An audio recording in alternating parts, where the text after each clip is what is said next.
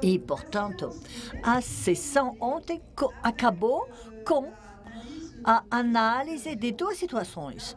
A primeira sendo nós fizemos juntos e a segunda situação eu já passei para como dever de casa para vocês, tá? Essas duas situações estão dentro do marco de dentro do quadro de uma engenharia didática. A engenharia didática serve de referência para estabelecer essa noção. Essa foi estabelecida e elaborada pela Regina Douady para os alunos da escola do quinta série, né? Ao mesmo tempo, Guy Brousseau, que veio aqui e elaborava com a Nadine, sua esposa, e colegas do Corém em Bordeaux, uma engenharia didática visando também a ampliação do número desde os números naturais até os decimais. Como eu sabia que Guy Brousseau apresentou sua engenharia didática, eu supus que vocês já estavam a parte disso e eu me dediquei mais para a outra engenharia, que era a engenharia desenvolvida pela Regina Douady. Mas eu vou voltar daqui a pouco em detalhe sobre a teoria das situações didáticas, porque reações do público me deixaram entender que o que eu suponho familiar não era tão familiar para você assim. E até se vocês já ouviram falar dessas, não é forçosamente que vocês dominam a questão e, portanto, eu vou fazer, vocês não têm conhecimento operacional para analisar situações nem construí-las. Então, portanto, eu vou fazer uma digressão e abordar esse tema e acrescentar uma pequena iniciação, uma pequena introdução à teoria das situações didáticas, visando a engenharia ao que eu tinha previsto fazer hoje.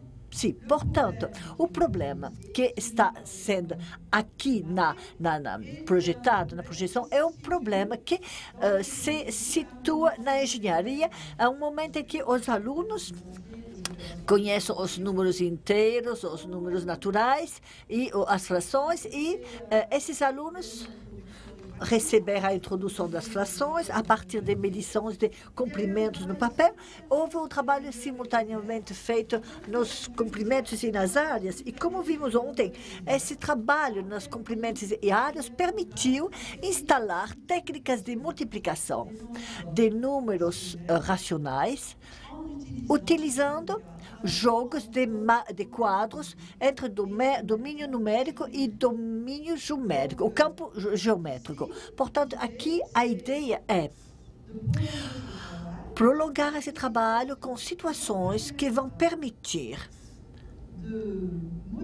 motivar ou a passagem de números decimais, que é muito importante na cultura francesa, os decimais, como meios de cálculo fáceis e cômodos. Ou seja, em primeiro lugar, frações decimais e depois números decimais, e, ao mesmo tempo, mostrar a propriedade desses números que permite a abordagem do real da maneira mais próxima que podemos. Propriedades que compartilham com os racionais, e não se trata de racionais particulares, né? Bom, a pergunta era a seguinte, então. Há uma situação que é uma situação de coloragem, né? Vocês têm devemos ter centenas de pontos que possam ser afinados até 1000 pontos. É um papel quadriculado, né? Nós vamos distribuir papel milimetrado e papel milimetrado terão também a vantagem de favorecer a numeração da base 10, né? A noção de base 10 na numeração, e nós vamos pedir colorir o papel quadriculado associando a cada ponto da quadriculação de A a B o retângulo que tem exatamente como dimensões A, Azinha e Bzinha, Portanto, nós podemos visualizar nesses sistemas de coordenadas e depois nós vamos questionar a área desse retângulo. Vamos dizer, se o retângulo tiver uma área superior a 24 centímetros quadrados, nós vamos colorir o ponto de azul. Se a área for inferior, em vermelho. Se a área for igual, em preto. E no segundo tempo, nós vamos questionar, indicar se houver um quadrado entre os retângulos de uma área de 24 centímetros quadrados. Eu pedi que vocês reflitam nessa situação, visando uma engenharia didática carregada pela dialética, ferramenta-objeto. O jogo de quatro é evidente entre numérico e geométrico, e eu queria perguntar a vocês o que era o antigo que podíamos utilizar para trabalhar, quais eram os conhecimentos novos que poderiam aparecer, surgir nesse ponto de vista implícito, e quais são os conhecimentos que, com a ajuda do professor, no seu trabalho de institucionalização, poderia ser reavivado, reanimado ou considerados no final desse ciclo como conhecimento que fazia parte da cultura compartilhada da classe. Portanto, eu vou passar a palavra para vocês agora sobre essa indicação. E eu espero que vocês já tenham tido tempo para refletir sobre essa situação. E eu vou questionar, eu vou perguntar o que pode surgir do trabalho sobre essa situação. E, em primeiro lugar, da situação da coloração. O que podemos esperar, o que podemos ver surgir da situação de coloração? Eu acredito que, possivelmente, as crianças iniciariam uma busca um pouquinho aleatória para depois perceberem que era possível organizar algum método para fazer o trabalho de forma um pouco mais rápida, porque o trabalho ia ser muito trabalhoso, né? Tentando um por um. Então, provavelmente, elas iriam identificar alguns setores, algumas localizações mais específicas das multiplicações que estavam abaixo de 24, ou mesmo marcando os que dão efetivamente 24, e dali já separar, talvez elas percebessem, né, uma área onde haveria uma localização, e isso daí poderia surgir. Depois, com a pergunta do quadrado, do 24 centímetros, elas poderiam, talvez, aí não sei se já seria uma mudança de marco, delas pensarem na diagonal como uma localização dos pontos em que seriam quadrados. E ali elas não iriam encontrar num primeiro momento, um que desse 24, mas encontrariam um que desse 25, outro 16, e ali elas deveriam pensar, provavelmente poderiam pensar na discussão ou em alguma situação que estaria entre o 4 e o 5, por conta de 24 estaria entre o 16 e o 25. E por aí já talvez pudessem buscar um número intermediário entre 4 e 5 e já partir para pensar alguma coisa nesse sentido. E daí, esmiuçando, talvez poderiam pensar que deveria estar mais próximo de 5 por conta, e ir ajustando, e aí aparecer alguma coisa relacionada com a densidade, alguma coisa já nessa linha. Imagine. Eu fiz o exercício em casa, tentando pensar que nem criança, assim, também, né? E eu usei um pouco a estratégia que a colega sugeriu. Eu pensei primeiro nos que tinham área igual a 24 e, para ficar mais rápido o preenchimento, o que estava abaixo dessa linha, que obviamente apareceu aí, tinha área menor que 24 e o que estava acima tinha área maior. Então, foi um jeito mais prático de preencher o espaço 20 por 20, pensando nos que são iguais a 24 e nos que estão abaixo disso e acima disso. E do quadrado, bom, logicamente a gente tem um pouquinho mais de conhecimento matemático do que as crianças teriam, né? Então, eu não sei como que elas chegariam à conclusão de que dá um quadrado, porque envolveria números irracionais aí. Então, não sei se esse seria o próximo marco, tá? Ou o próximo conceito aí para ser trabalhado. Podemos, então, há muita coisa mesmo que foram falados, que foram comentadas nessas duas intervenções que se mistura, e nós estamos vendo as expectativas a priori da engenharia e dos conceitores dessa situação. Vocês falaram, efetivamente, podemos esperar que no início eles façam eles usam pontos para colorir um pouco assim ao acaso e tentam utilizar as cores com pontos perto da origem, no início, e depois indo um pouco mais longe do ponto de partida. E com os seus conhecimentos antigos, é muito fácil para os alunos de entrar nessa estratégia. Na linguagem da teoria das situações, nós vamos dizer, eles têm uma estratégia básica. Em relação a essa situação, eles podem entender o que espera-se deles e vocês podem ver que eles podem fazer erros de cálculo, mas o meio vai estar aqui presente e, inclusive, para quando houver erros de cálculo, eles vão produzir retroações, porque o fato de colorir vai ter irregularidades na coloração, vai haver antecipações sobre a coloração que poderão ser feitas. Nós estamos numa situação em que temos um meio que fornece retroações, que dá meios de validação ao aluno e as situações em que ele tem capacidade de penetrar e de saber se está próximo ou longe da solução esperada. Portanto, mas se houver uma estratégia básica, é evidente, como vocês frisaram, que quando teremos que colorir centenas de pontos e milhares de pontos, não poderemos ficar com essa estratégia básica. Portanto, estamos numa situação não mais em que a estratégia básica vai levar a alguma coisa, mas estamos numa situação que é uma alavanca para a engenharia didática, onde a estratégia básica, sendo correta, é muito custoso para permitir uma solução econômica para o problema. Portanto, como vocês falaram, um certo tempo depois, vai se procurar uma sistematização da coloração e vão tentar encontrar regras para colorir. Vocês assinalaram também 2 meios para tal, se eu entendi direito. O primeiro meio é já questionar, e já que são 24 centímetros quadrados, que é o limite, vamos tentar determinar os retângulos que têm uma área de 24 centímetros quadrados. E isso daqui vai fornecer já uma série de pontos.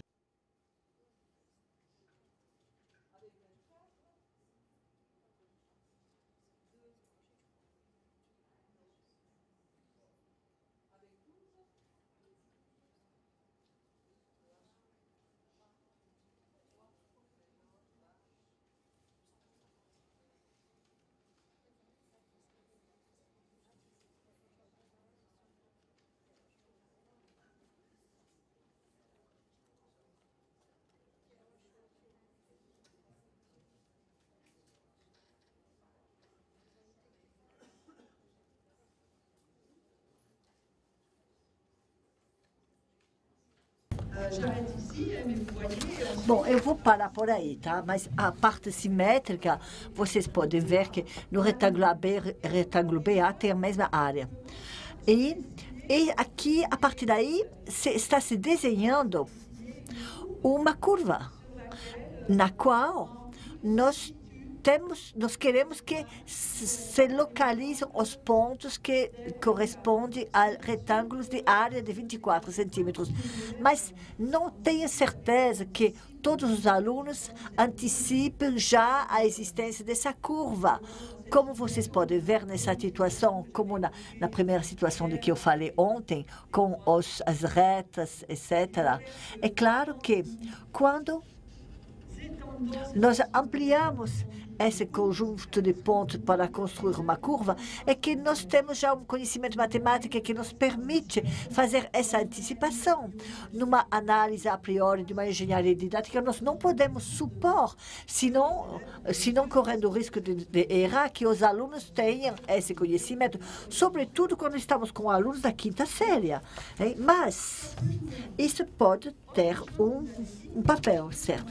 Outra coisa, nós temos que encontrar meios de organizar a coloração, independentemente dos pontos e dos retângulos de áreas 24 centímetros. Você tem uma ideia sobre a maneira com que podemos organizar a coloração da quadriculação? E quando é que eles podem pensar que quando eles sabem colorir um ponto, eles têm capacidade de colorir muito mais outros. Vamos supondo que já colorimos um ponto azul. Azul por quê, justamente?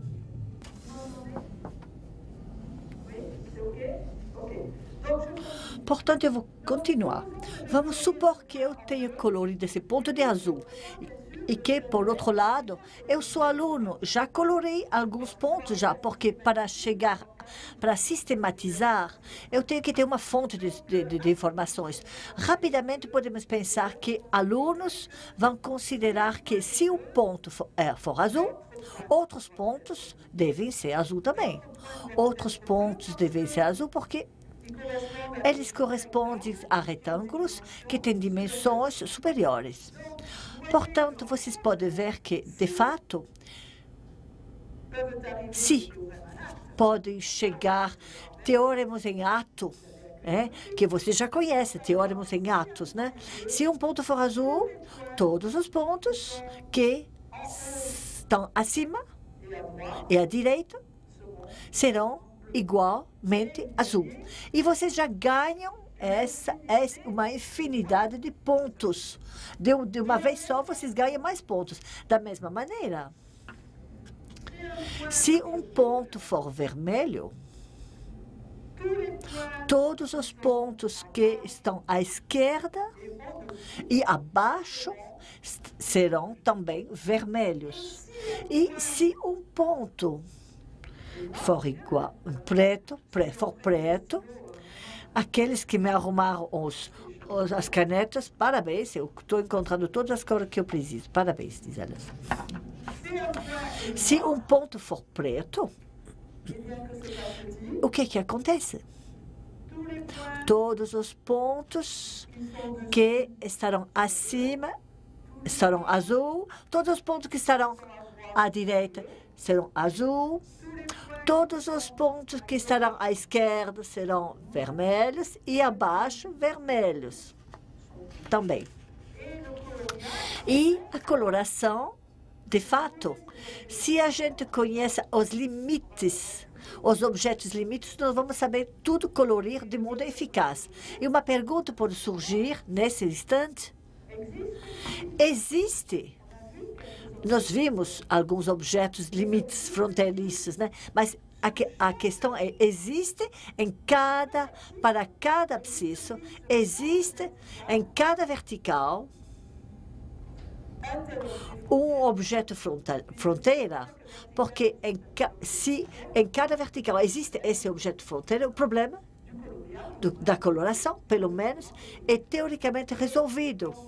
E, portanto, se aqui eu me fixo, eu coloco o azinho, se houver um objeto retângulo, efetivamente, de área de 24 centímetros quadrados nessa vertical, isso significa que existe um número B, tal como o produto de A por B é igual a 24.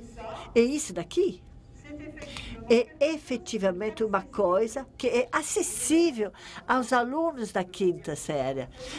Eu não quero dizer que automaticamente, mas teoricamente é acessível aos alunos, porque efetivamente esse número para eles é o número 24 sobre A, é o racional. 24 sobre A multiplicado por A dá 24 centímetros quadrados. Portanto, se observarmos isso daqui, e eu retorno a minha coloração, a meu colorido. Resumindo, vocês tinham quase dito tudo que eu previ que vocês poderiam me dizer. Portanto, podemos definir a cor da quadriculação, mas isso não basta. O custo dessa estratégia é muito penoso e temos que encontrar estratégia que permite nos fazer colorir muitos pontos a partir desse cálculo e daí a emergência de uma estratégia. Quais são as propriedades matemáticas básicas? A menor do que B multiplicado por outro número, o produto vai ser menor. Ou seja, a compatibilidade da ordem com a multiplicação. Mas vocês podem ver que, quando a Regina fala de ferramenta implícito, por que essa palavra implícita é importante? Vocês não vão ter alunos que vão dizer isso daqui utiliza a compatibilidade da ordem com a multiplicação. Não, é uma utilização em ato dessa compatibilidade da ordem com a multiplicação. E depois tem a identificação do estatuto fronteira dos pontos pretos e o fato que há um ponto preto. Segundo problema é o problema da existência do quadrado. E vocês questionaram justamente como alunos podem ter adquirido ou ter a convicção que um quadrado assim pode existir. Porque, para mim, é ligado à existência de raízes quadradas, etc. Ali na escola do quinta série, estamos longe disso, mas a escola de 24 não é uma escola neutra, é feito para justamente encontrar a aproximação de um número que não é racional. Mas vocês também deram elementos para isso. Quando vocês falaram, nós sabemos que a área de um quadrado com o lado 4 é 16. A área de um quadrado de lado 5 é 25. 24 está entre 16 e 25. E o que acontece com as crianças é que, efetivamente, essa convicção que existe um quadrado de área 24 é algo que aparece facilmente, não forçosamente em todas as crianças, mas num número não desprezível de crianças. Isso se deve ao quê? Se deve à ideia que imaginamos a variação contínua, a ampliação do quadrado. A 4 eu estou no 16, com 5 eu estou em 25. Imaginemos que as coisas progridem entre 4 e 5.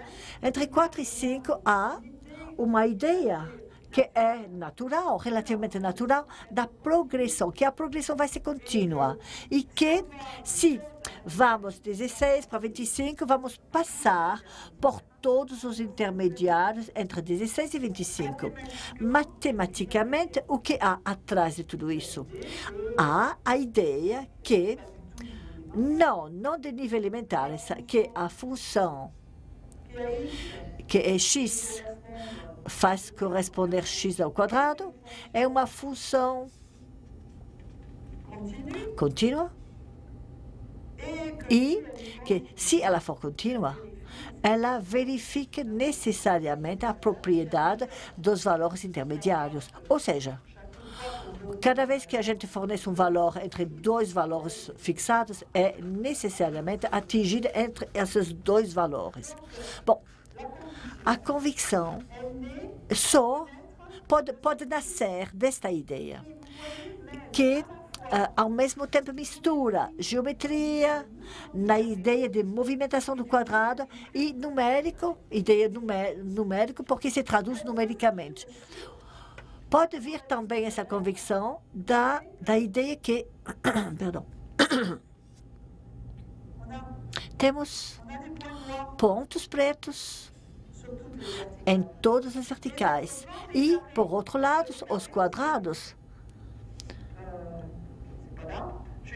não estão aqui, mas vocês podem ver que meu desenho não está tão certo assim, né? A intersecção deveria estar entre 4 e 5, o que não dá para ver aqui, mas o ponto que estamos procurando é aqui. É aqui, e aqui temos temos duas curvas. Se a gente pensar duas curvas contínuas, o fato que elas se cruzam, que é um ponto de cruzamento, é uma convicção que pode surgir fortemente no quadro da geometria e que os matemáticos, durante muito tempo, não sentiram a necessidade de demonstrar. Até o século XIX, até. Portanto, é claro que é uma convicção que efetivamente pode chegar a surgir facilmente. Bom, o problema não está sendo resolvido, portanto, né? Porque a convicção da existência não fornece os meios para atingir. E vamos voltar. Portanto, eu vou continuar com esse microfone de lapela e eu vou prosseguir na minha... Nós vamos voltar para o quadrado de 24, tá? Eu estou voltando para essa convicção da existência. E se eu quiser encontrar meu quadrado, eu tenho que encontrar um número que, multiplicado por si só, dá 24.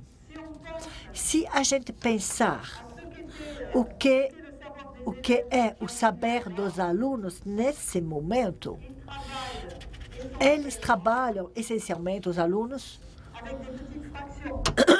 com pequenas frações. E eles calcularam com frações, afinando no decorrer, afinando cada vez mais. Então, supondo que eu entenda sua estratégia, que eu calcule como vocês fizeram, como vocês disseram. Eu vou 4 e 6 entre 4 e 5. Se eu utilizar uma primeira afinação dividido por 2, eu vou tentar o produto de 4 mais 1,5 por 4 mais 1,5. Isso é uma técnica que já foi instalada, utilizada pela situação anterior. Portanto, de fato, esse trabalho vai consolidá-la. Mas obtemos... eu fiz os cálculos intermediários 20, mais um quarto. Estamos abaixo, continuamos abaixo de 24. Portanto, temos que acrescentar algo. Acrescentar e nós vamos acrescentar um quarto, se eu continuo dividindo em 2. Mas vocês podem ver que uma das dificuldades do problema está, ou eu vou guardar uma escrita 4 mais meio mais quarto multiplicado por 4 mais meio mais 4. Vocês não precisam ter visto muitas vezes alunos para dizer que esse tipo de cálculo é a manipulação da distributividade entre produtos com fatores cada vez maiores, com cada vez mais termos, algo que os alunos não vão poder administrar. Ou, cada vez, eu vou reduzir a uma fração, como eu fiz aqui, para justamente reduzir a um produto de 2 fatores. E, neste momento, cada vez, eu vou ter que refazer totalmente o cálculo. Eu não posso me beneficiar dos cálculos anteriores. E, por outro lado, a partir do momento em que eu estou no terceiro cálculo, portanto, eu já transformei, eu estou nos oitavos. Quando eu faço o produto de 19 4 eu encontro 380, 16 avos, né? Mentalmente, eu podia saber em que número inteiro, número natural, entre quais naturais eu podia chegar, 88, 22. Agora, eu estou no 380 sobre 16, eu encontro o problema fundamental, que é que situar uma fração qualquer em relação aos números naturais, a partir do momento em que o numerador e o denominador não são pequenos, é muito difícil. Portanto, A priori, eu tenho uma técnica que me permite ir o mais longo que eu puder na abordagem, na aproximação. Mas, mais uma vez, essa técnica é custosa, é pesada, mesmo se os seus alunos são campeões de cálculo. E, por causa disso, a passagem para as frações decimais com denominadores 10, 100, 1000, que sabemos posicionar em relação aos números naturais. E eu não descrevi o detalhe dos cálculos. Os cálculos não se tornam milagrosamente simples, mas nós vamos calcular com números naturais, grosso modo. E nós ficaremos num cálculo de números naturais com denominadores que serão potência de 10. A partir daí, a economia da passagem para os decimais parece como uma economia no trabalho técnico, não perdendo a propriedade fundamental, que é que, qualquer que seja a precisão que eu procuro, eu posso sempre afinar, apurar os cálculos, considerando os decimais suplementares. Portanto, nessa engenharia, essa situação é efetivamente uma coisa pensada, cujas variáveis são estreitamente pensadas para permitir esta evolução. Será que esta evolução vai acontecer completamente de modo adidático, sem que o professor tenha que intervir? Nós não podemos sonhar tanto assim, né? Nós não podemos sonhar tão alto, principalmente para o que diz respeito à passagem às frações decimais. Mesmo se alguns estão pensando nisso, mesmo se pode ser sugerido pelo fato que utilizamos papel milimetrado, nós temos que pensar que o professor terá um papel de mediador a desempenhar. Mas a situação já é preparada para facilitar esse papel ao professor. E a situação é preparada para facilitar e fazer com que sua mediação não pareça totalmente artificial.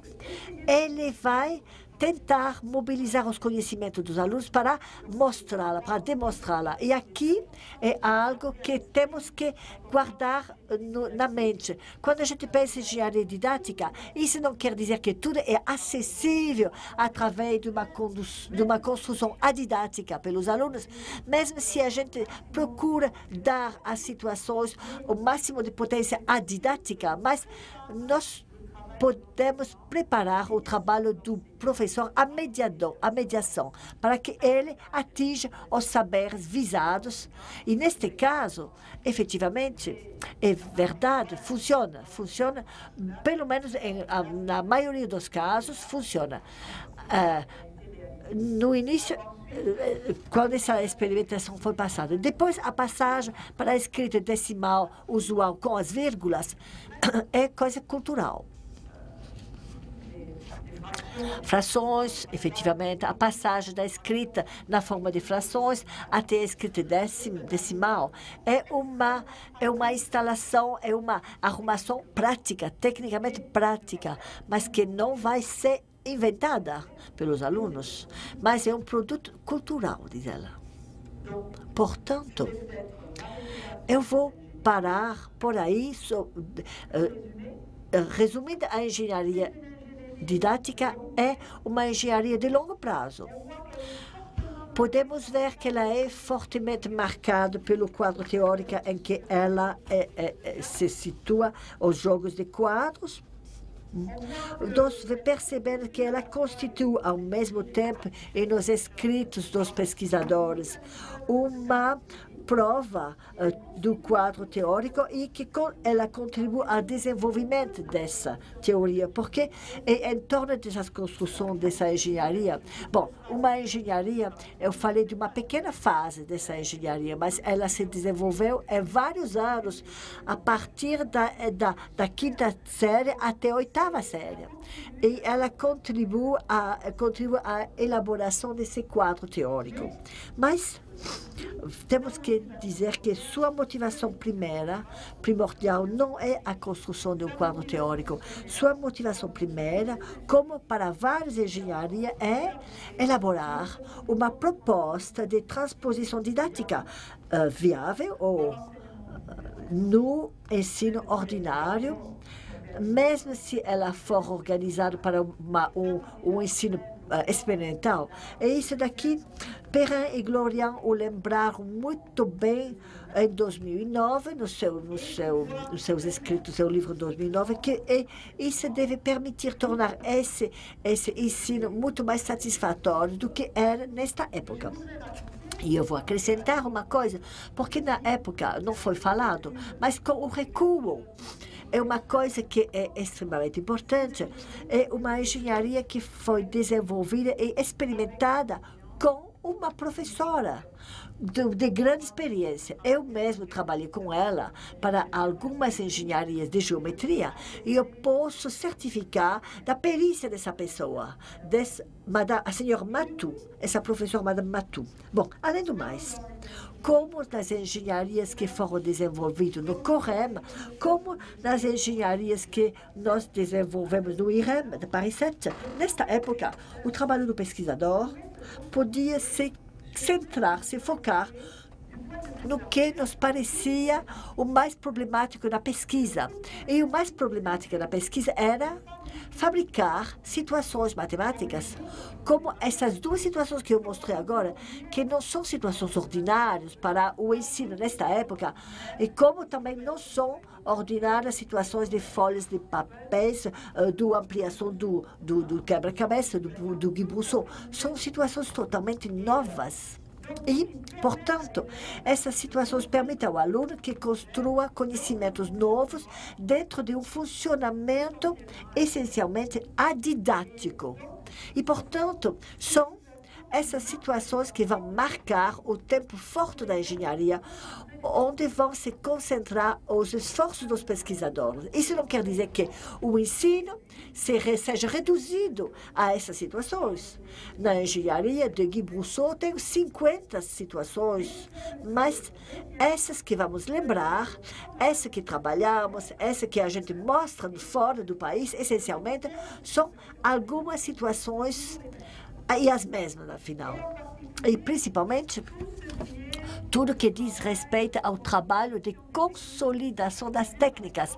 Vimos como era possível instalar uma técnica de produto de números racionais, mas depois tem que ser consolidada. E para consolidar tem que fazer coisas apropriadas. E, neste momento, esse trabalho era deixado à iniciativa dos professores. Era um trabalho que era muito mais familiar, muito mais fácil e próximo do que ele fazia corriqueiramente, esse professor. E como trabalhamos com peritos professores, esses professores sabiam fazer. Não precisava de pesquisador perto dele. Ele não precisava de pesquisador para desenvolver esse trabalho. E os pesquisadores não teriam levado melhor a cabo do que esses professores com sua perícia e com sua experiência. Isso daqui mostra as características dessas engenharias, essa centração, essa focalização do trabalho da pesquisa no início, que depois vão ser moldados pelo fato que a maioria das engenharias se desenvolvem no ambiente particular do NRP ou nos IREMs, no ambiente dos IREMs ou dos COREMs, e nessas instituições nós não trabalhamos com professores ordinários, trabalhamos com animadores, com professores que participam em grupo de pesquisa, com professores que vêm participar desse grupo porque eles têm uma perícia reconhecida. Bom, podemos ver que o início da engenharia didática e a maneira com que vai ser construído o trabalho de engenharia é marcado pelos quadros técnicos, mas também é marcado por esse contexto institucional, que é, efetivamente, não o igual em todas as instituições. Vocês estão acompanhando? É uma pergunta para vocês, tá? Bom, não há pergunta? Eu falei que eu ia fazer uma digressão. porque inicialmente eu tinha previsto, a partir daí, fazer o link, engatar na teoria das situações. E depois, como eu falei, eu tive a impressão ontem que havia um vazio, quando eu pronunciei as certas palavras, que eu estava aludindo a coisas que, quem sabe, vocês encontraram, mas que muitos de vocês não dominavam. Então, eu falei, eu vou acrescentar e fazer algumas lembranças sobre a teoria das situações para ajudar a caracterizar a diferença entre as didáticas de Brousseau e fechar e fazer um pacote sobre esse início da engenharia didática. Bom, para vocês, quem sabe, isso daqui vai ser uma repetição, mas quem sabe, não para todos, e de todo meio, vocês vão ver que eu não tenho as mesmas palavras do que Guy Brousseau, e vocês vão ter vocês vão acabando de descobrir alguma coisa mesmo através das minhas palavras, mesmo se vocês conhecem o assunto.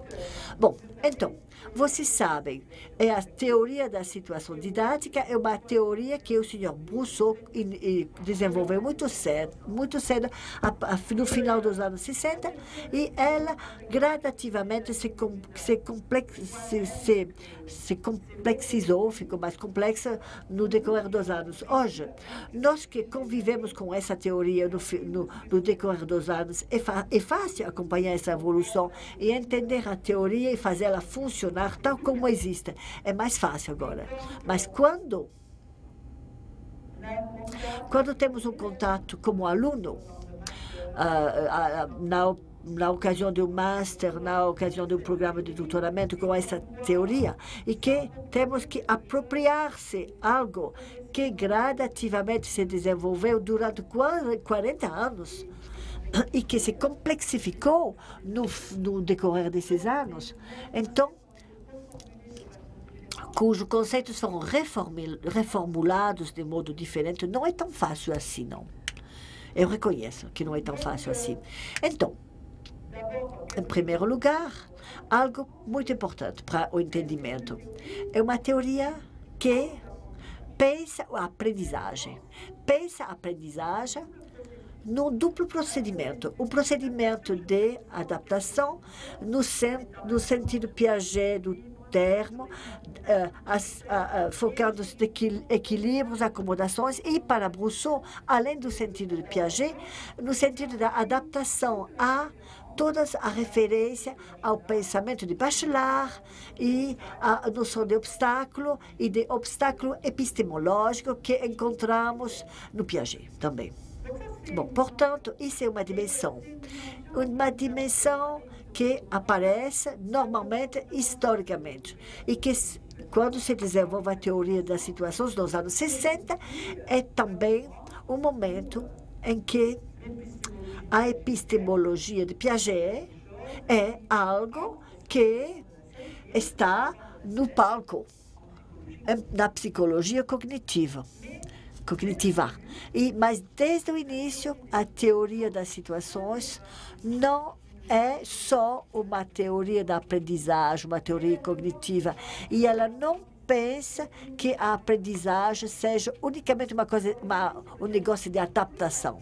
Hoje, quem sabe, é mais fácil expressar isso daqui, porque sabemos que na didática houve a guinada sociocultural, e essas questões de aculturação agora são para nós no palco, estão na cena, estão na frente da cena. Em 1970 não era o caso, não era, mas é claro que desde o início, na teoria, há uma mistura da visão e da tentativa de acompanhar a adaptação e, ao mesmo tempo, de cuidar, de dominar a dimensão de aprendizagem e de aculturação da aprendizagem, e principalmente das aprendizagens escolares. E por isso que o objeto central da teoria não é o aluno, como foi, na época, o caso das abordagens na educação matemática. O objeto central é a situação que organiza as relações entre aluno, professor e saber matemático.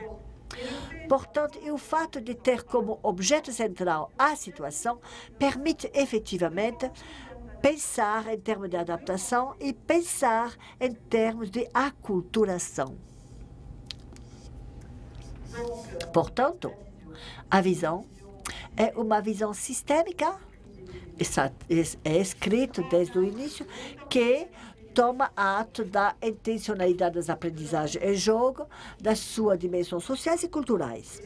E os indivíduos que aprendem é um dos elementos do sistema considerado, mesmo se for um elemento foco do trabalho do didático.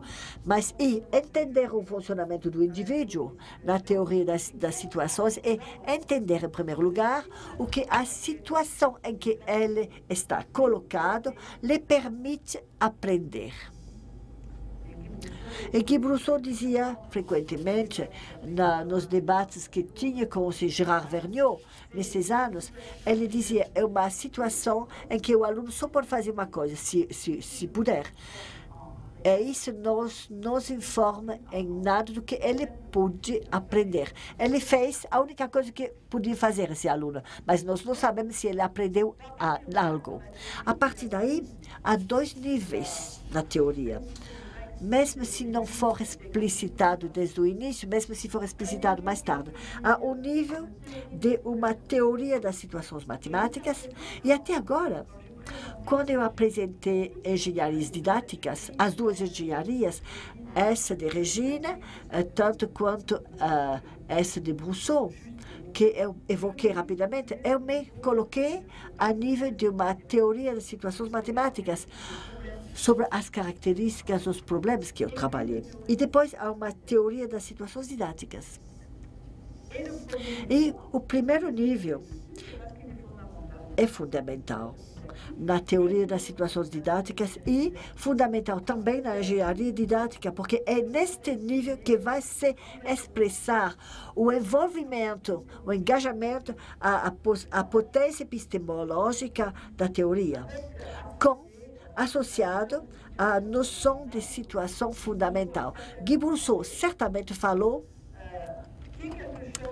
que de algo que não é presente, mas que aparece relativamente cedo, porque a partir de 89, o Rousseau expressa a importância que dá à pesquisa de uma situação fundamental.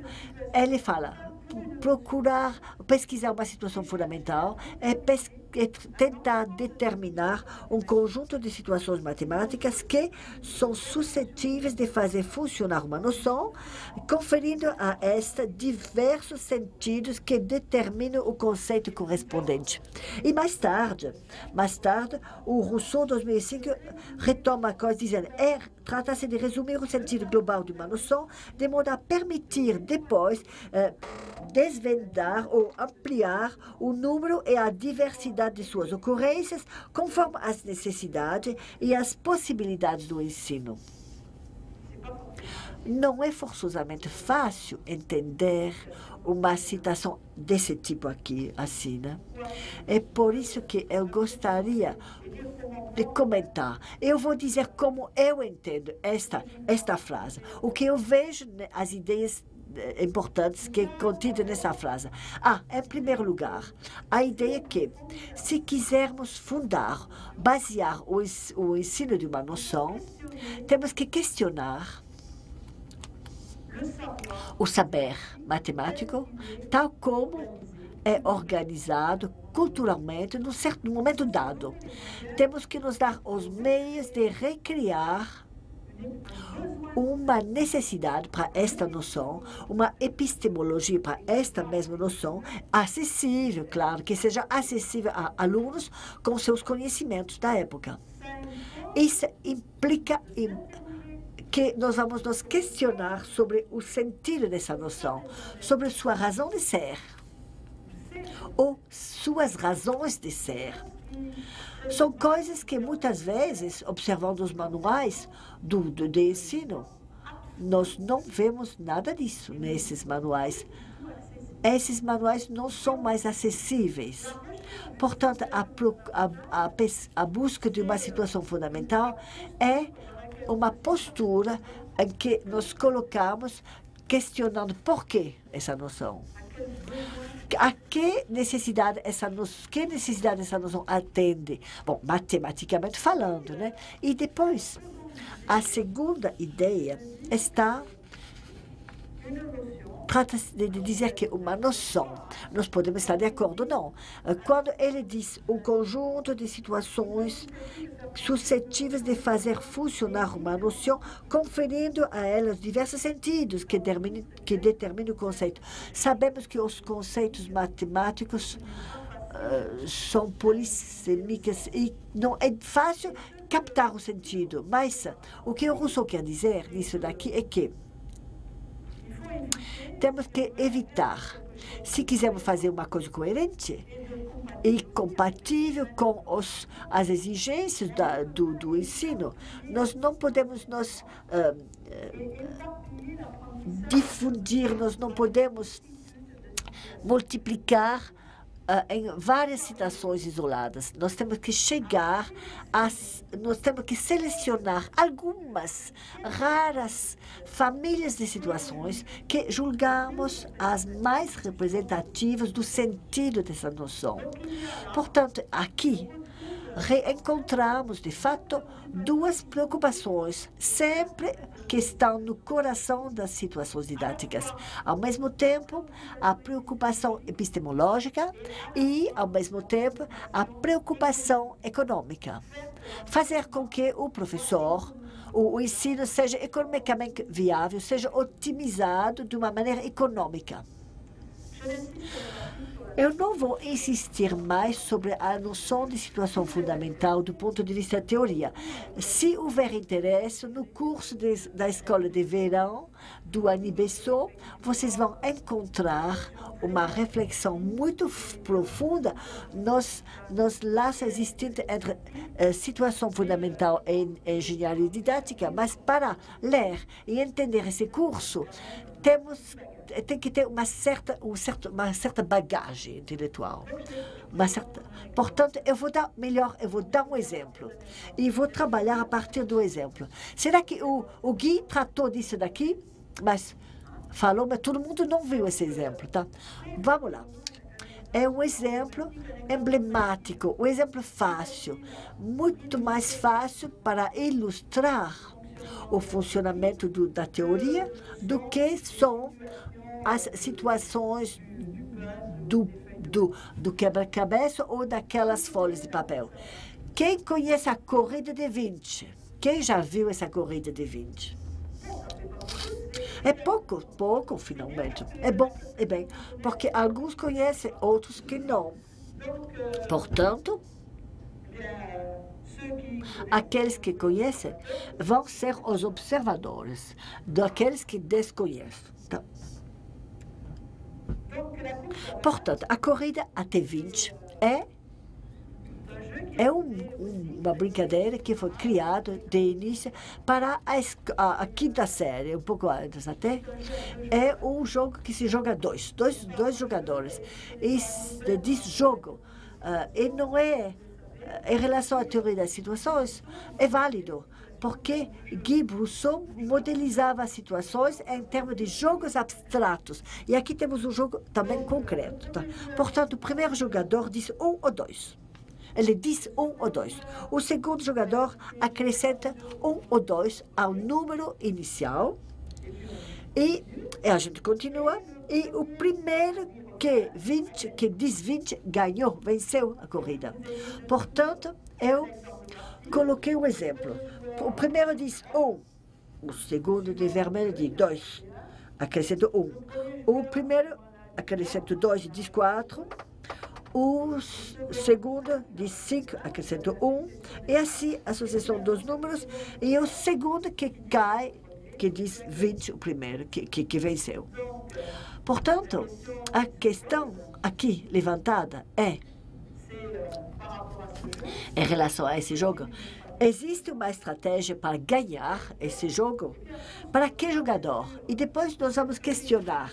É uma situação fundamental, para que não são, e vamos, em primeiro lugar, entender essa situação e depois entender em que família de situação ela pode ser classificada. Porque aqui temos um exemplo de jogo, mas uma situação fundamental não é nunca uma única situação, remete a uma família de situação.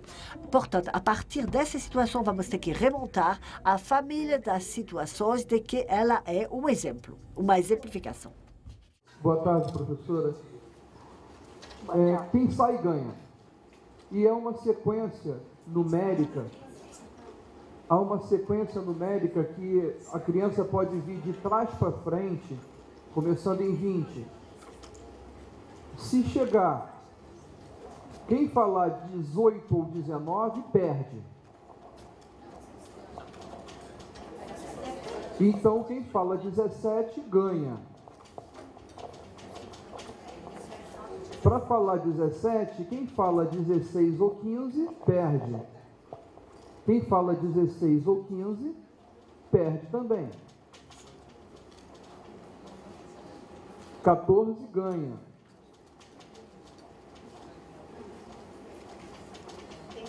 Por aí é possível estabelecer uma sequência que vem 20, 17, 14, 11, 8, 5 e 2. Como pode falar 1 ou 2, quem sai ganha, conhecendo a sequência. Efetivamente, essa situação é uma situação interessante. A pergunta, há uma estratégia vencedora? Sim. Nós respondemos sim, pelo menos um dos jogadores. E por que há uma estratégia ganhadora? Porque estamos num jogo conhecido como o jogo de mimo. De Nîmes, e que tem a propriedade seguinte: tem um conjunto de estádios, etapas ganhantes, 2, 5, 8, 11, 14, 17, 20. E o que acontece, então? Se estivermos numa fase ganhante, na vez seguinte, você forçosamente sai das etapas ganhadoras. Se eu estou na etapa 14, eu só posso dizer 15 ou 16, portanto, eu estou fora dos estágios, das etapas ganhadoras. Mas, inversamente, se eu estiver fora das etapas ganhadoras, eu posso sempre dar um valor que permite recuperar uma das etapas ganhadoras. Estando em 18, eu posso dizer 20. Se eu estiver em 12, efetivamente, o outro pode dizer 14.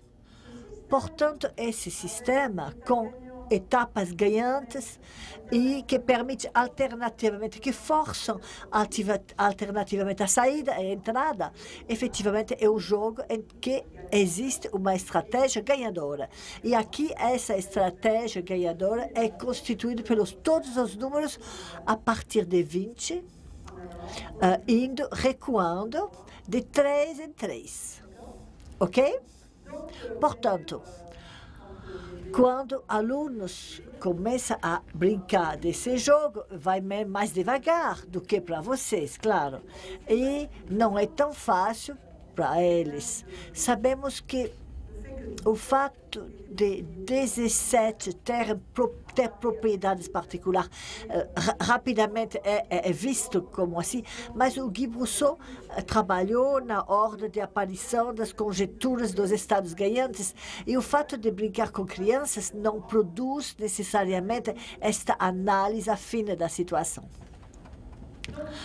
Portanto, temos aqui uma estratégia ganhadora e o primeiro jogador tem todas as chances de ganhar. O que muda se eu estipular uma corrida de 24 com números naturais que estão entre 1 e 4. Hein? 1 e 4 e a corrida de 24. 1 e 3, o que está escrito lá, tá? Podemos acrescentar 1 ou 2 ou 3 de cada vez, de cada etapa. Dessa vez, as situações ganhadoras são 1 e 24. Saímos de 24.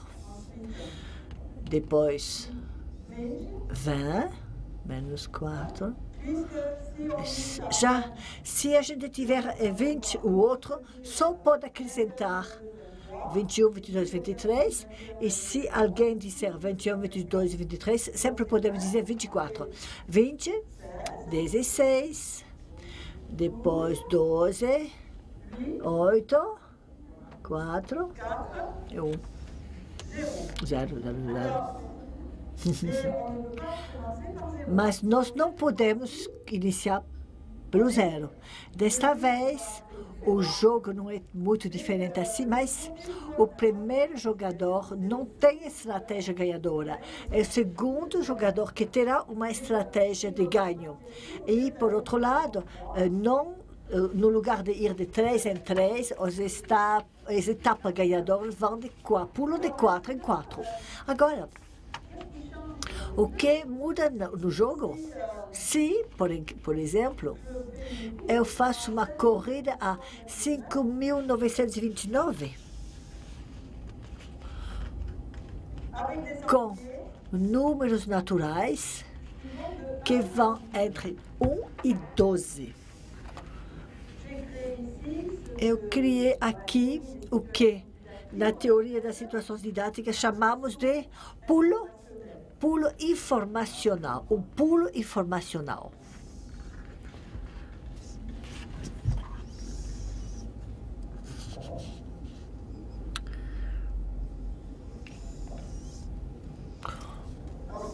Bom, eu deixo você refletir durante 2 minutos para este último exercício.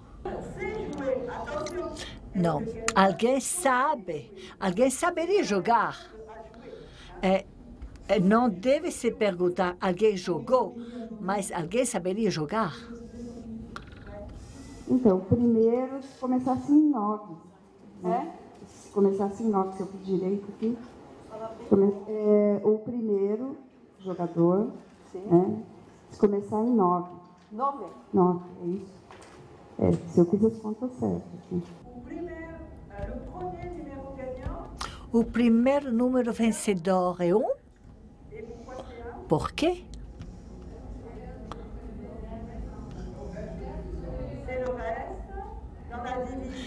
É o resíduo na divisão de 5.929 por 13, efetivamente. Portanto, o primeiro número vencedor é 1. E depois, os outros números vencedores são todos os números que são congruentes com o módulo 13. Eu vou conhecê-los na medida que eu vou progredindo. E a situação é diferente. Nos 2 primeiros casos, o jogo matemático é igual, idêntico. Sempre há um conjunto de estados, de etapa ganhantes, a mesma estrutura de jogo. Mas nos primeiros casos, eu podia memorizar a lista inteira de todas as etapas ganhadoras, e podia reconstituí-la descendo aqui, fora de cogitação, que a gente procede desta maneira, e memorizar muito menos ainda, para entender de fato o jogo, para poder jogar, não fatalmente com 5.929. Eu peguei uma coisa extraordinariamente alta, mas para mostrar a mudança do jogo, aqui, para jogar, tem que saber como iniciar. E para tal, nós não podemos só fazer descendente de estar passando de etapa ganhadora para etapa ganhadora. Temos que ter um outro procedimento. O conhecimento pode ser assim. Eu posso progredir de 13 em 13, mas se eu posso ganhar tempo, eu posso chegar mais rápido. Eu posso ir de 130 para 130, de 1.300 em 1.300 também. E vocês podem ver, ou eu sei de cara fazer a divisão, eu penso nela, ou eu ainda não tenho essa técnica de divisão disponível. E aí eu devo inventar, eu tenho que inventar para otimizar o jogo, eu devo me fabricar uma técnica de divisão baseada nas subtrações sucessivas e baseada na organização destas subtrações atuando nos múltiplos. Ou seja, o que desenvolvemos com os alunos quando a gente quer instalar a técnica da divisão. Portanto, daí, temos aqui a corrida de 20. Se a gente observar de modo isolado, nós vemos a finalidade. Para entender a finalidade da corrida de 20, temos que vê-la, enxergá-la como fazendo parte de uma família de situações que vamos poder definir através de um jogo que eu vou chamar um jogo genérico. Genérico será a corrida para N. N será a variável com um passo, com um pulo, um pulo de P, passo P, um pulo P, e eu vou poder acrescentar condições sobre os números de saída, se eu quisesse. Mas só com isso daqui, eu tenho, além de uma única situação, uma família de situações, e as escolhas que eu vou poder fazer com N e P são escolhas de variáveis didáticas, porque conforme os valores que eu estou dando para N e P, algumas estratégias que eram vencedoras não vão permanecer vencedoras. E eu vou tornar o jogo mais fácil ou mais difícil. E eu vou obrigar os alunos a mudar de estratégia se querem continuar a ser ganhadores. Ou então eles vão ter que se conscientizar de algumas propriedades que não tinham consciência. Isso daqui é uma coisa importante, é perceber essa situação como parte de um conjunto de situações e as situações da família se diferenciam pelos valores das variáveis didáticas que vão mudar a estratégia e vão permitir dar pulos operacionais. Eu posso ter um jogo fácil que ajuda a penetrar na situação de curso, de corrida. A N com um passo P, com um pulo P, e depois fazer pulos informacionais que vão obrigar o aluno a construir de novo. Portanto, vocês entenderam, atrás de tudo isso há o que podemos chamar de situações fundamentais. Mas nós não vamos ensinar a divisão deste modo, mas algo que fundamentalmente é importante, se quisermos saber jogar a qualquer jogo, com qualquer N, com qualquer valor para P, isso dizia que construímos um conceito de divisão euclidiana e no sentido profundo da divisão euclidiana com o quociente que vai ser associado com a ideia de reserva e com algo que é presente, que é consubstancial a esta situação. Isso não quer dizer que eu já esgotei todos os sentidos da divisão, mas eu tenho um sentido profundo da divisão que é representado por essa situação. Tudo bem? Portanto, na conferência que fez no Congresso ICME 10 em Copenhague, em 2004, Guy Brousseau precisou as características dos problemas que ele estava procurando, pesquisando. E essas características eram as seguintes. E eu convido vocês a pensar, também pensar nas características que eu falei da Regine Douady ontem, que eu estava lembrando da Regine Douady, atrás desse jogo a matemática. O aluno pode jogar sem utilizá-las, sim. Podemos jogar na corrida de 20 sem pensar na matemática, mas para ganhar de outra maneira que, por sorte, ele vai ter que investir essas estratégias implicitamente. O conhecimento visado pela aprendizagem aparece como uma estratégia ótima para resolver o problema. Estamos neste caso mesmo. O aluno tem um meio de saber se conseguiu sem ter a necessidade de ser validado pelo professor. Isso eu estou dizendo desde o início, que o meio com que interage o aluno deve fornecer propriedades para validação. Ele pode fazer várias tentativas e, aproveitando das retroações do meio, ele vai progredir esse aluno em direção à solução. Isso é uma condição que nós já vimos agora há pouco, mas temos que poder progredir para a solução. As coisas não devem parar depois das primeiras indagações. Bom, depois é uma condição que não é uma condição, se quisermos fazer dessa situação alguma coisa que seja realista, alguma coisa realística, que não está no mesmo nível epistemológico.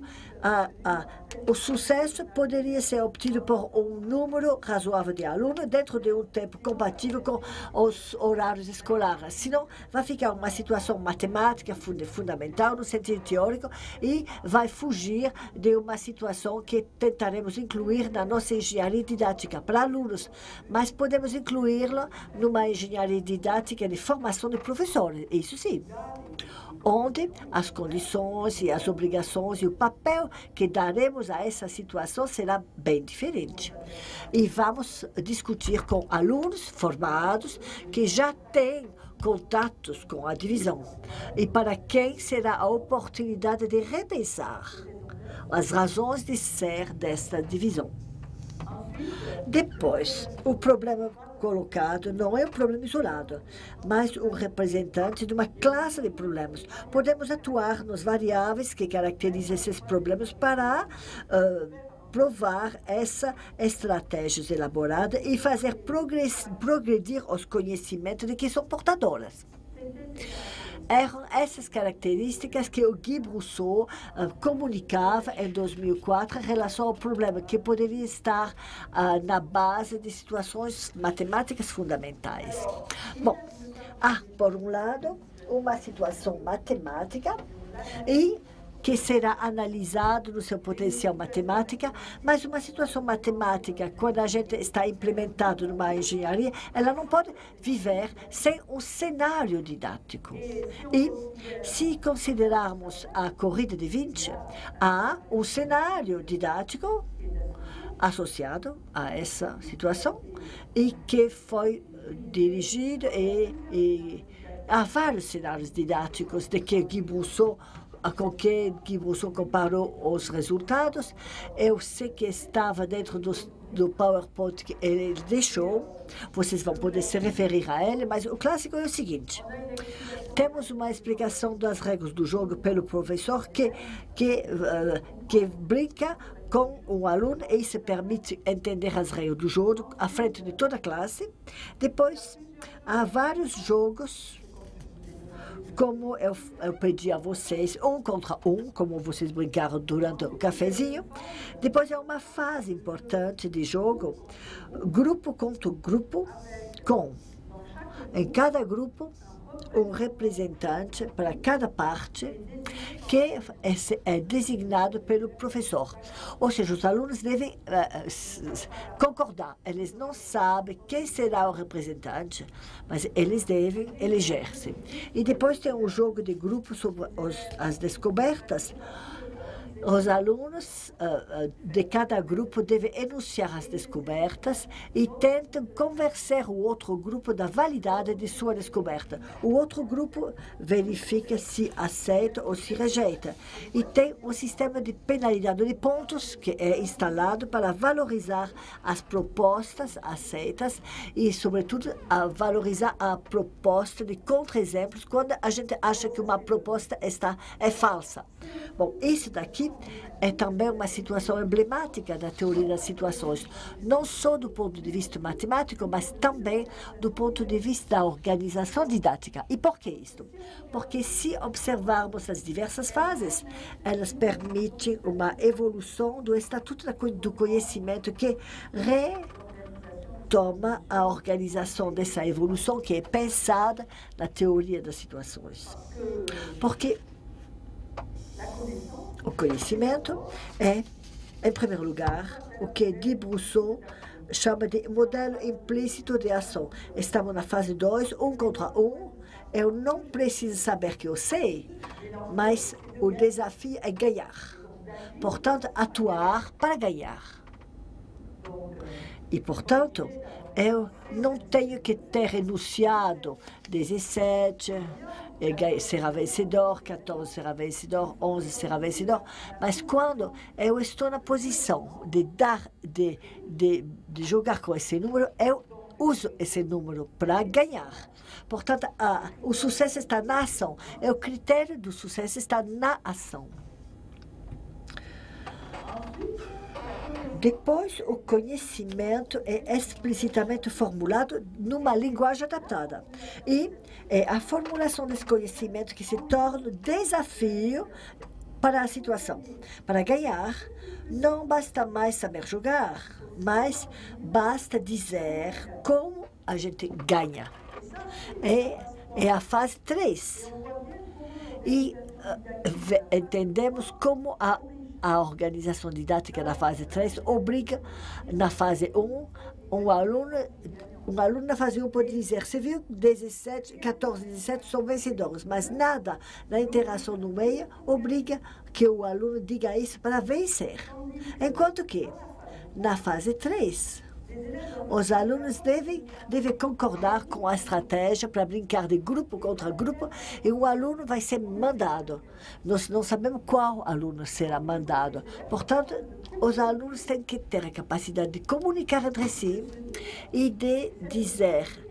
E essa estratégia não deve ser mais justo unicamente na ação, mas ele deve passar pela linguagem. Estamos no caso em que a situação de comunicação e de formulação é simples e não necessita uma linguagem muito elaborada. Mas em outras situações de formulação, claro, temos formas de linguagem muito mais sofisticadas. E depois? Fase 4, o conhecimento é objeto de debate. Nós temos que fazer a diferença entre um enunciado certo e um enunciado errado. O sistema de ponto não diz quem ganhou, quem venceu. O sistema de pontuação trata-se de conhecer se a gente tem capacidade de construir um teorema sobre a situação ou se a gente tiver capacidade para invalidar uma conjectura da situação. É assim que a gente ganha. É o conhecimento que funciona num debate de validação. E, efetivamente, temos as 3 dialéticas em ação, as 3 dialéticas que foram identificadas no início. Dialética da ação, dialética da formulação, dialética da formulação. E a ideia na teoria da situação situações didáticas e que precisamos organizar um caminho que leve em conta essas três dialéticas se a gente quiser construir uma aprendizagem credível e eficiente das matemáticas. Nós não podemos nos satisfazer unicamente no sucesso na dialética da ação, porque as matemáticas também são uma linguagem, também uma comunicação com todos os recursos semióticos, e esses recursos semióticos permitem ir à frente na matemática, e a matemática é o debate sobre verdade e o verdadeiro e o errado, e uma construção de conhecimento. Portanto, se quisermos modelizar a corrida de 20, há duas fases. Nós vamos falar de três situações distintas, onde cada uma organiza de modo diferente a relação ao conhecimento. Uma dialética de ação, uma situação de formulação, uma situação de validação. Ou dialética de ação, dialética de formulação, dialética de validação. E em cada caso, o aluno interage com o meio. O aluno entende elementos materiais, ele entende elementos simbólicos, e se o meio não for rico, mas na matemática o meio é rico, muitas vezes. O que é importante é que procuremos precisar as características para uma situação dada, já que as possibilidades de ações estão sobre no meio, porque o meio oferece retroações e que tudo isso acondiciona o que pode ser aprendido pelo aluno na interação com o saber, que permite, portanto, a análise desse. Não, está muito rápido. Ela não me dá o tempo de articular. Não, devagar. Que ela retoma a frase. Portanto, a análise, essa análise é absolutamente essencial na teoria de qualquer engenharia que se baseia nessa ideia. Esse meio, portanto, está evoluindo. Porque na situação de ação, o meio é constituído pelo jogo, pelas regras de jogo. E depois, para cada aluno, é constituído pelos números escolhidos pelo seu adversário, porque é em relação a esses números que ele próprio deve se situar. Mas, depois de ter jogado vários jogos, quando a gente chega à situação de validação, o meio do aluno se enriqueceu da experiência do jogo. E, portanto, no meio, não há mais simplesmente as regras do jogo. Há também, sem nenhuma dúvida, as partes, os jogos que foram brincados, o que memorizou dos jogos, e há um certo número de conjecturas, de ideias do que permite ser vencedor. E também tem um enriquecimento que vai para a terceira fase, porque na situação de validação, o meio se enriqueceu dos enunciados formulados e que se tornaram públicos na situação de formulação. Portanto, temos sistemas de meios que se encaixam gradativamente, que se enriquecem gradativamente, e isso daqui é algo chave na teoria das situações didáticas e na engenharia de pensamento também. Esses enriquecimentos do meio no decorrer das situações. Eu acho que eu tenho mais alguma coisa. A devolução. A devolução é claro que aqui eu analisei o aluno como um indivíduo matemático que interage com um certo meio. Isso supõe que o aluno entre nesse papel e que não tente questionar-se o que o professor está querendo de mim, o que o professor está querendo me ensinar através do jogo. Que ele não tente adivinhar o que o professor quer ensinar. O aluno tem que jogar e aceitar ser responsável matematicamente da resolução do problema. E isso daqui é Isso explica a necessidade na teoria de um procedimento de evolução que logo aparece na teoria e de um procedimento, um processo que está sob a responsabilidade do professor. O professor delega a responsabilidade matemática para o aluno e, no decorrer da situação, o professor tenta manter essa responsabilidade do aluno. Bom, no caso que nos interessa, é verdade que é a fase 1, onde o professor atua contra um aluno que tem uma função essencial nessa evolução. Mas o processo de evolução não para com esta fase 1 necessariamente, e requer ser mantido e requer ser parcialmente reconstituído cada vez que mudamos a situação.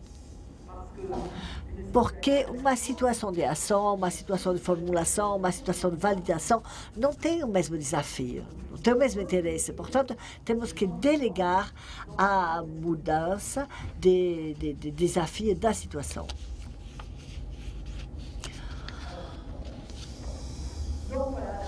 Bom, a modelização, a corrida de 20, nós vamos modelizá-la através de uma sucessão de situações onde haverá evolução, interação com o meio, esses permitem produzir o conhecimento visado no funcionamento que qualificamos de quase isolado ou longe do professor. Não quer dizer que o professor não esteja presente, não. Isso quer dizer que nós tentamos fazer com que a responsabilidade do aluno seja máxima, matematicamente falando, e que o professor forneça o menor nível de conhecimento possível em relação ao que permite a interação dos alunos com o meio. Na teoria, é isso daqui que modelizamos com a intenção de situações adidáticas. Uma situação desse tipo aqui. Mas pense bem que o Guy Brousseau já insistiu sobre isto. Pense numa situação adidática. É o modelo do pesquisador para uma situação. Não é a realidade de uma situação dentro de um. Mas, como todo modelo, é um modelo útil de pensamento para elaborar situações e também para analisar o que está acontecendo numa realização dada. Último ponto. Devolução e institucionalização, porque nós não podemos falar de devolução sem falar de institucionalização. Se houver conhecimento produzido no funcionamento adidático, é um conhecimento personalizado, contextualizado. Estamos brincando, estamos tentando vencer o adversário e a noção de institucionalização, ela vai remodelar o processo sempre de evolução sob a responsabilidade do professor, mas que vai fazer com que esse conhecimento é depersonalizado e que seja feito um link com o conhecimento que é visado, ou seja, o conhecimento cultural esperado, porque não há razões, mesmo se a situação for epistemologicamente bem construída, que o conhecimento produzido, não há motivo pelo conhecimento produzido ser de cara, alinhado com o conhecimento cultural visado e que se expressa nas formas que são aquelas do conhecimento cultural visado, objetivado. Portanto, temos dois procedimentos inversos. E a institucionalização também é um processo que não é só algo que acontece no final. É um processo gradativo e, em paralelo, temos dois procedimentos inversos de evolução e de institucionalização, que interligam dois níveis de análise, dois níveis de modelização na teoria da situação. O nível adidático e o nível didático. O nível didático, onde a intencionalidade do professor está novamente presente. E, portanto, o que é claro é que, através do adidático, é a dimensão de adaptação da aprendizagem que se encontra privilegiado, trabalhado sob controle, e através da institucionalização é a dimensão de aculturação da aprendizagem que é atendido e que é teorizado. Portanto, eu acho que eu tinha só um último transparente clássico, último slide. É coisa clássica quando a gente faz um curso sobre a teoria de situação. São dois níveis de análise, com a modelização adidática, onde temos um indivíduo epistêmico que interage com o meio, e temos uma modelização didática onde acrescentamos a intencionalidade didática do professor e o contrato, e depois os dois procedimentos de institucionalização e de devolução que permitem fazer laços, links entre esses dois níveis de modelização. Bom, esse será o final daquela digressão que eu falei, né? Mas eu insisto sobre o caso modelo e situações reais. Eu repito, a noção de situação adidática é o modelo. E para uma situação matemática dada, situado dentro de um contexto dado, podemos estudar a priori a adequação desta modelização. Podemos questionar o potencial adidático dessa situação matemática, podemos refletir sobre a função desse potencial das organizações didáticas para tentar compartilhar responsabilidades didáticas entre professor e aluno, mas resta, claro, a distância que separa o modelo da realidade. Então, se vocês me permitem, eu vou voltar à digressão, a parêntese que eu queria fazer acabou, e eu vou voltar para o relacionamento entre os nossos dois tipos de engenharia aqui, que consideramos aqui, portado ou carregado pela teoria da situação ou pela dialética objeto. A ferramenta objeto. Eu queria primeiro insistir sobre as proximidades. Essas proximidades são vistas pela atenção dada à epistemologia dos saberes e aos problemas suscetíveis de carregar esses valores epistemológicos. Temos condições sobre os problemas que são próximas nos dois casos. A visão nos dois casos que um componente essencial da aprendizagem é um componente de adaptação, no sentido do Piaget. Ao mesmo tempo, é verdadeiro para as primeiras engenharias didáticas e para as outras também. Como eu falei, as condições sobre o problema devem ser aproximadas nos dois casos. E depois, nos dois casos, também vemos a que ponto o trabalho, a importância do trabalho que consiste em identificar as variáveis didáticas para as situações e tentar pilotá-las a fim de optimizar, a fim de controlar e otimizar as trajetórias de aprendizagem. Isso daqui é essencial nos dois casos. E há também fases da dialética ferramenta-objeto, como eu falei ontem, né? Que podemos facilmente interpretar na linguagem da teoria das situações, com fases de devoluções, com fases adidáticas, com fases de institucionalização. Não há diferença. Isso daqui é por acaso? Não, nada disso.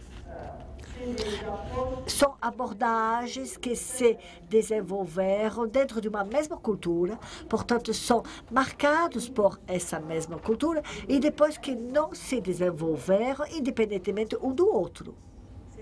São abordagens exploradas pelos pesquisadores, além dos seus conceitores, né? Além do seu inventor. E esses pesquisadores utilizaram tanto um quanto o outro, e os dois ao mesmo tempo. Portanto, não é de surpreender que haja entre essas abordagens tantas proximidades, tantas similaridades.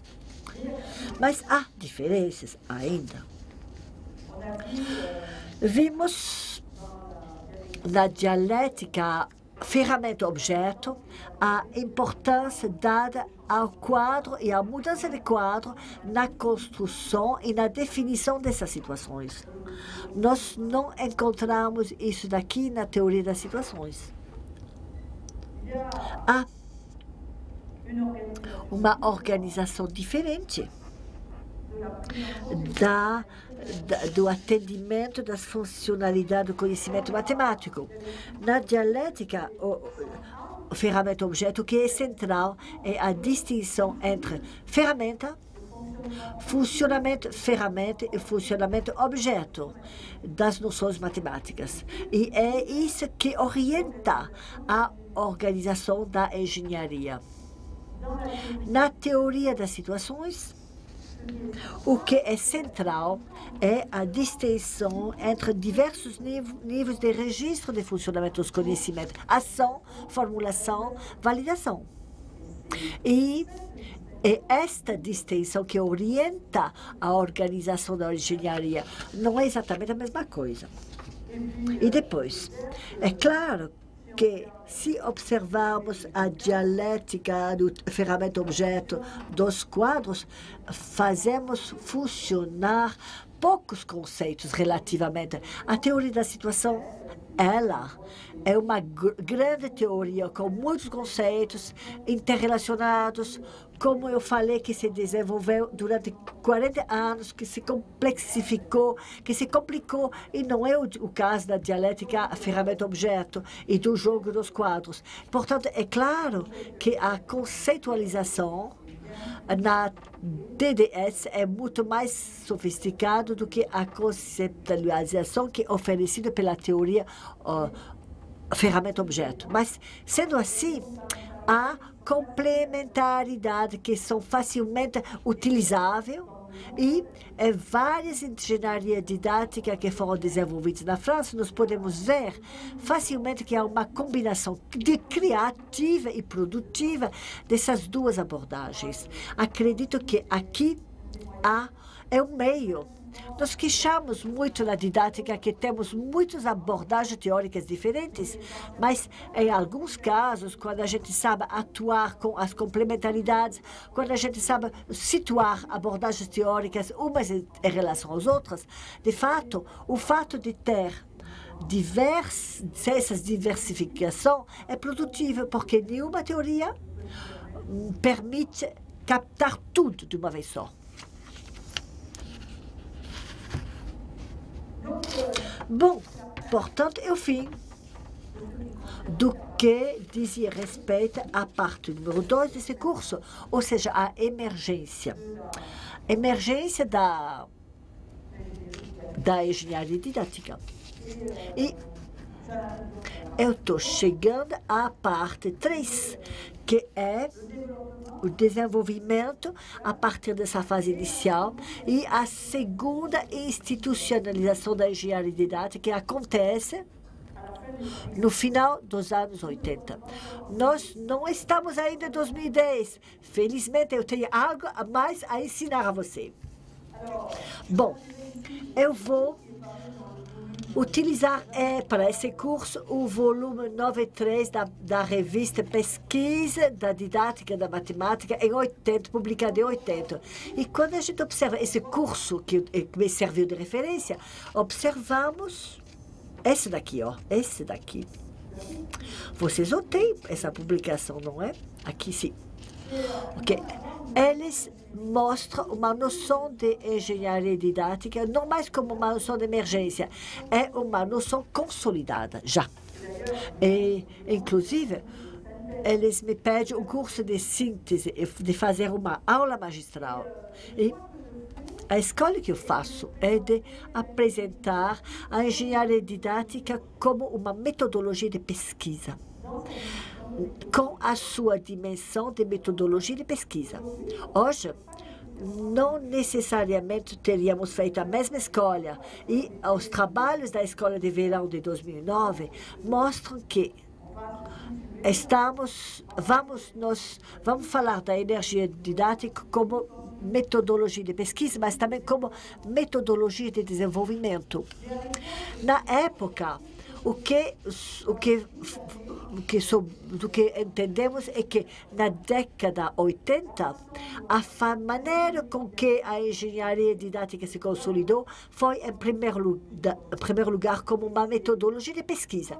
E como metodologia de pesquisa, ela mostrou toda a sua produtividade. Portanto, nada de estranhar que esta escolha tenha sido mostrada na sua metodologia, na sua dimensão de pesquisa, tenha tido prevalência e tenha sido privilegiado nesse curso. Como metodologia de pesquisa, ela se baseia numa realização didática na classe, ou seja, na concepção, realização, observação, análise das sequências de ensino.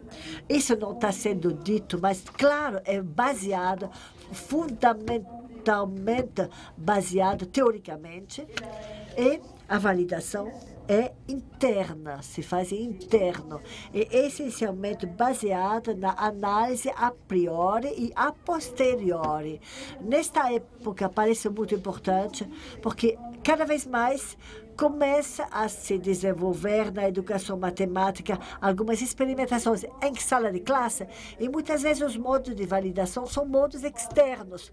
Nós pegamos um grupo experimental, um grupo testemunha, a gente compara, a gente com questionário, com testes, a gente compara o estado inicial dos grupos, nós submetemos ao grupo experimental um certo tratamento, depois recuperamos dados relativos à produção, a saída, né? E comparamos as entradas e as saídas sem tentar concluir, sem saber exatamente o que aconteceu em relação ao que tinha sido previsto, nem sem nos se dar meios de entender por que tanta diferença, por que as diferenças constatadas. Nós temos certeza que se devem exatamente ao que introduzimos na máquina. Será que a gente pode garantir isso daqui? E quais são os mecanismos também que permitem explicitar essas relações entre entrada e saída? Na engenharia didática, não é a perspectiva. O foco é colocado na inteligibilidade dos acontecimentos, dos fenômenos didáticos e, portanto, a validação interna é considerada como algo absolutamente essencial.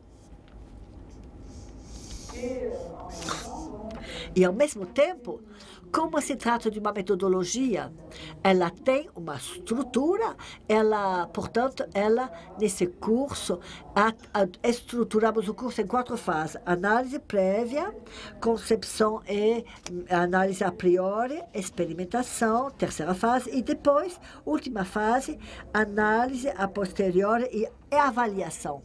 E as características de cada uma dessas fases são precisamente caracterizadas, identificadas. Retrospectivamente, é interessante verificar que essas 4 fases são entendidas por aqueles que querem utilizar a didática. A mais importante é a avaliação interna. Mas os fundamentos teóricos são mais facilmente esquecidos em relação à avaliação interna, que prevalece. Bom, ao mesmo tempo, quando a gente vê o curso e os exemplos que são dados, nós vemos que é uma metodologia que se diversificou. Diversificou-se principalmente porque no início tínhamos principalmente engenharia didática na escola até a 5ª série. Agora temos engenharia didática em 90, no fundamental, no médio e até na universidade. Vemos engenharias, ao mesmo tempo, essas engenharias são sucessos. São sucessos. Aqueles que são produzidos e reproduzidos são sucessos. Os pesquisadores mostram o sucesso dessas engenharias em ambientes experimentais que foram realizadas. E, por outro lado, é evidente que, como se tornou uma metodologia privilegiada da pesquisa didática, é uma metodologia que é estreitamente ligada ao progresso da didática. A maioria dos conceitos que aparecem, que intervêm, que são trabalhados na década de 80, inclusive para a teoria das situações didáticas, são conceitos trabalhados através da engenharia didática. A noção de contrato didático intervém aqui no quadro do KGM, e porque a engenharia didática está sendo construída. A engenharia didática, podemos dizer que neste momento é a idade de ouro, a idade gloriosa da pesquisa didática francesa. É uma idade de ouro da engenharia didática. É uma metodologia privilegiada, ela é produtiva do ponto de vista da teoria, as realizações estão se desenvolvendo, são sucessos do ponto de vista experimental. Tudo está bem, muito bem. Tudo está bem no melhor dos mundos, parece, né? E, bom, uma palavra sobre as suas diversas fases. As análises prévias. Bom, o que está sendo dito sobre estas é que, antes de entrar no trabalho de engenharia, temos que fazer análise previamente, tá? Onde se basear, ou basear-se nos resultados anteriores. Isso faz parte. E tem aqui 4 tipos de análise que consideramos importantes. Uma análise epistemológica, que diz respeito ao saber. Depois do que eu estou dizendo desde ontem, isso daqui ninguém vai estranhar nada, né? Uma análise cognitiva, que diz respeito ao estado cognitivo dos alunos, as dificuldades que encontram, os obstáculos que podemos ter que enfrentar na classe de aula. E é claro que podemos construir uma engenharia didática sem se preocupar dessas questões, desses temas. Uma análise institucional também, e aqui enxergamos a influência da posição sistêmica, que é aquela da didática francesa. Ou seja, nós não podemos construir uma engenharia didática no vazio, no nada. Necessariamente deve se situar, se localizar em relação a programas, currículos, textos oficiais, uma linha programática, uma evolução desses programas curriculares, deve compor com os programas curriculares, mesmo se ela quer se distanciar das realizações didáticas, mas precisa saber e deve analisar as obrigações e as restrições que vai ter que enfrentar. Além do mais, a maioria das engenharias didáticas tem como missão e como ambição querer melhorar o funcionamento, propor melhorias no sistema do ensino. Não são puros objetos de pesquisa, mesmo se tem uma dimensão de pesquisa forte. Portanto, saber que exigências elas devem atender e como enfrentar essas exigências para torná-las viáveis e permitir uma outra forma de vida é importante nesse trabalho de engenharia. Bom, depois há a concepção e análise a priori, prévia. E depois do que eu falei, vocês vão entender que na concepção de situação, eu não vou entrar em detalhe aqui, né? Mas há uma escolha importante que trata de identificar sobre que variante nós podemos atuar. E variáveis, há várias, em diversos níveis, variáveis macrodidáticas, válidas para toda a engenharia, e há variáveis a nível microdidático, que vão permitir controlar cada situação particular da engenharia, cada uma. Claro, deve ter coerência entre as escolas macro e as escolas micros, mas as escolas macros não bastam para determinar automaticamente as escolas micro. E essas variáveis se situam ao mesmo tempo a nível da situação matemática e a nível de sua organização didática. E depois, há a análise a priori. A análise a priori é algo totalmente essencial,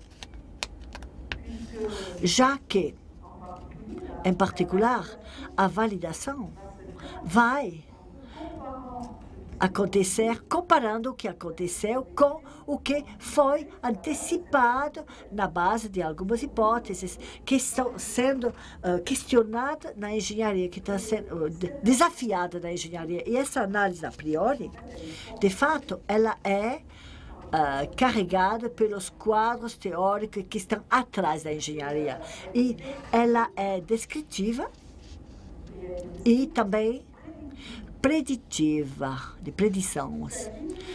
Trata-se de se dar os meios para tentar prever trajetórias de aprendizagens prováveis, possíveis, plausíveis, e de interligar essas predições com as escolhas feitas. Portanto, é algo ambicioso, mas algo necessário para chegar depois, para efetivamente, que nós julgamos necessário para poder conduzir uma comparação entre análise a priori e análise a posteriori. Muitas vezes é difícil, eu diria que quando desenvolvemos uma engenharia didática, esta fase de análise a priori é muitas vezes uma fase difícil, ingrata. Primeiro, porque é ela que coloca em jogo os conceitos teóricos de modo operacional, e a predição não é algo tão evidente assim.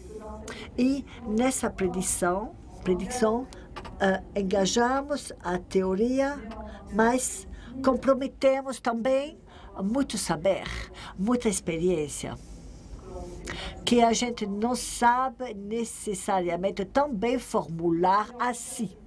E o que eu queria dizer é que, quando a gente vê, tal como é apresentada nesta etapa, a análise a priori, ela se foca numa análise do potencial didático e da maneira com que esse potencial poderia ser administrado, utilizado. O trabalho do professor, fora das fases de evolução e de institucionalização, não é muito menos importante na análise didática neste momento. Agora, não é mais o caso. É muito menos atuante nesta época, nessa fase. Depois tem a experimentação, é uma coisa clássica, e tem a análise a posteriori. O que eu devo dizer a vocês é que a análise a posteriori vai revelar distorções em relação à análise a priori. É normal isso daqui. E temos que saber fazer a triagem dessas distorções. Aquelas podem desafiar as hipóteses e aqueles que eu diria menores, que não desqualificam nada, muito menos as hipóteses que já foram formuladas. E a maneira de que isso daqui for feito, inclusive nos textos de pesquisa, e a maneira como que fizemos a validação não é sempre tão clara assim, tão óbvia, que quando a gente poderia esperar que seja. E os pesquisadores não voltam necessariamente as hipóteses da engenharia. Muitas vezes eles vão propor melhorias para a engenharia, como se estivesse não numa perspectiva de teste, mas numa perspectiva de desenvolvimento. E a gente vê deslizes que não são sempre a marca de um funcionamento perfeitamente científico de um trabalho de pesquisa. Bom, eu vou ver com um exemplo. E eu vou pular brutalmente da escola até a quinta série para o ensino superior, para passar com um pulo radical que a maioria das engenharias se desenvolveram a nível do ensino do fundamental. Mas quando a gente está em 89, nós estamos pensando em engenharias didáticas que devem enfrentar outras restrições, outras obrigações além dessas do fundamental. E isso vai contribuir à maneira de pensar e de perceber a engenharia didática. Eu não vou entrar nos detalhes técnicos desse pulo, dessa engenharia didática. Isso daqui nos levaria muito longe, mas eu vou tentar ilustrar as diversas fases e as diversas ideias, mostrando como funcionaram nesta engenharia didática.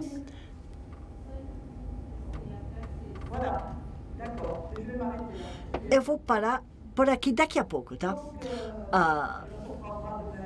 E retomaremos amanhã, hein? Bom, eu vou estabelecer o contexto. Eu vou plantear o contexto, tá, para vocês.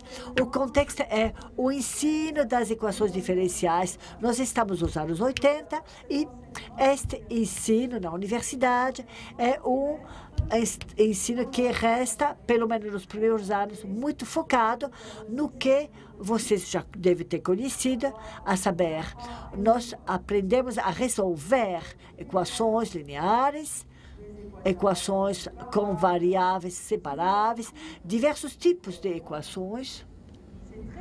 É muito algébrico. Podemos ter a impressão que, para cada tipo de equação, nós sabemos fabricar uma técnica de resolução algébrica, o que é longe de seu caso, e há pouco lugar que é deixado para a modelização através de equações diferenciais. Isso fica interno à matemática. Há pouco lugar que é deixado para a abordagem numérica sobre as equações diferenciais. E há nenhum lugar deixado para ao que chamamos de abordagem geometria qualitativa das equações diferenciais, que se desenvolveu a partir dos trabalhos de Poincaré no final do século XIX. E isso daqui, o ensino universitário, desse ponto de vista, contraste totalmente com a pesquisa e o trabalho dos matemáticos nesse campo. Há um momento justamente em que, além do mais, estamos trabalhando com os sistemas dinâmicos e tudo que gravita em torno do sistema dinâmico é algo que se torna cada vez mais pungente na esfera matemática e onde, por exemplo, tanto a abordagem qualitativa quanto numérica são setores extremamente ativos do ponto de vista da pesquisa. Nesta época, eu trabalhei na matemática e também ensino.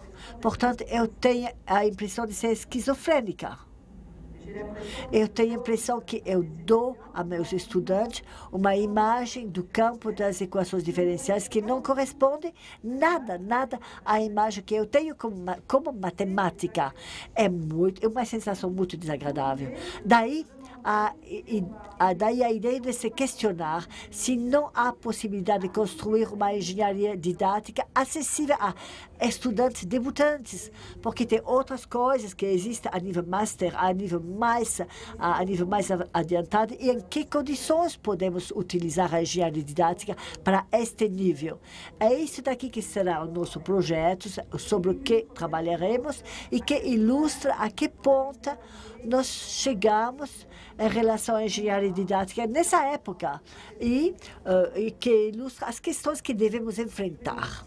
Portanto, eu vou parar por aí e nós continuaremos o próximo episódio amanhã.